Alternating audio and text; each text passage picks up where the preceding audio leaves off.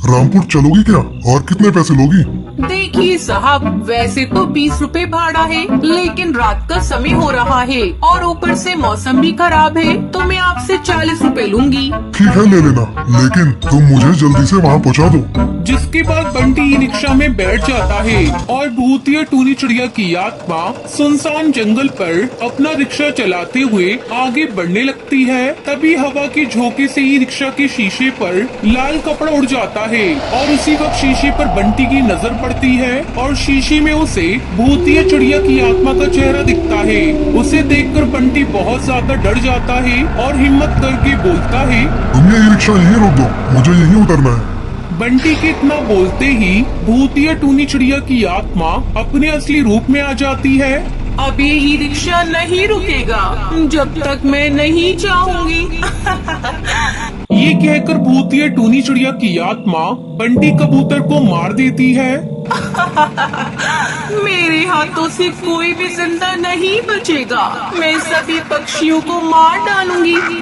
अब ऐसे ही भूतिया टूनी चिड़िया की आत्मा अपने रिक्शे में बैठने वाली सवारियों को मारने लगती है। ऐसे ही कुछ दिन बीत जाते हैं और फिर एक रात दो दोस्त टुनटुनी और टुन्नू कार से घर जा रहे थे। तभी अचानक उनकी कार खराब हो जाती है, जिसके बाद वो सभी कार से उतरकर जंगल के किनारे खड़े होकर दूसरी गाड़ी के आने का इंतजार करने लगते हैं।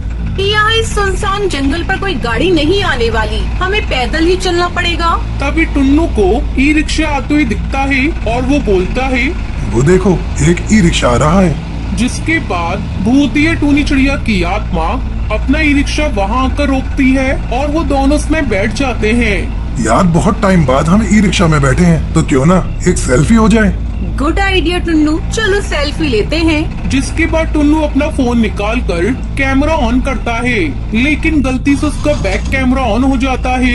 लेकिन उसे रिक्शा चलाते हुए वो चिड़िया कैमरे में नहीं दिखती। ये देखकर टुन्नू डर जाता है। क्या हुआ, मैं तुम्हें कैमरे में नजर नहीं आई ना? इतना बोलते ही भूतिया टूनी चिड़िया की आत्मा अपने असली रूप में आ जाती है। अब तुम में से कोई भी जिंदा नहीं बचेगा, मरोगे, सबकी सब मरोगी। लेकिन तुम हमें मारना क्यों चाहती हो, बताओ मुझे। पक्षी की शक्ल में तुम सब भेड़ियों दरिंदे हो। इतनी खुश थी मैं अपनी जिंदगी में, लेकिन उन पक्षियों ने मेरी जिंदगी को बर्बाद कर दिया। मैं अपनी माँ बबली के साथ रहती थी। पिता के बाद घर की सारी जिम्मेदारी मेरे कंधों पर आ गई थी। मैं रात में ई रिक्शा चलाया करती थी।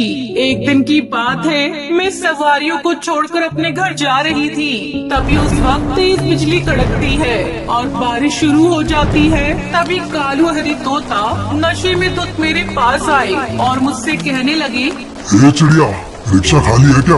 हमें अपने घर जाना है। खाली तो है साहब, लेकिन मैं नहीं जा सकती क्योंकि मैं अपने घर जा रही हूँ। ऐसे कैसे नहीं लेकर जाएगी, मैं देखता हूँ। इतना बोलकर कालू उसके साथ बदतमीजी करने लगता है। छोड़ दो मुझे, मैं तुम्हारे आगे हाथ जोड़ती हूँ, मुझे मेरे घर जाने दो। घर पर मेरी माँ मेरा इंतजार कर रही होगी। अरे तूने मना करके बहुत बड़ी गलती की है, इसलिए हम तुझे कहीं का नहीं छोड़ेंगे। जिसके बाद उन दोनों ने मुझे मार दिया और तभी से मेरी आत्मा यहाँ भटक रही है और मैं ई रिक्शा चलाकर पक्षियों को मारकर अपनी मौत का बदला ले रही हूँ। मैं मानती हूँ तुम्हारे साथ बहुत बुरा हुआ, लेकिन तुम उन बुरे पक्षियों की सजा अच्छे पक्षियों को मारकर क्यों दे रही हो? ये कहाँ का कानून है? अब तुम यहाँ से चली जाओ। टुनटुनी की बात सुनकर भूतिया टूनी चिड़िया की आत्मा को अपनी गलती का एहसास हो जाता है। शायद तुम सही कहती हो, मैं अपने बदले की भावना में आकर बहुत से बेगुनाह पक्षियों को मार चुकी हूँ, लेकिन अब मैं यहाँ किसी को नहीं मारूंगी और यहाँ से हमेशा हमेशा के लिए चली जाऊंगी। ये कहकर भूतिया टूनी चिड़िया की आत्मा वहाँ से चली जाती है।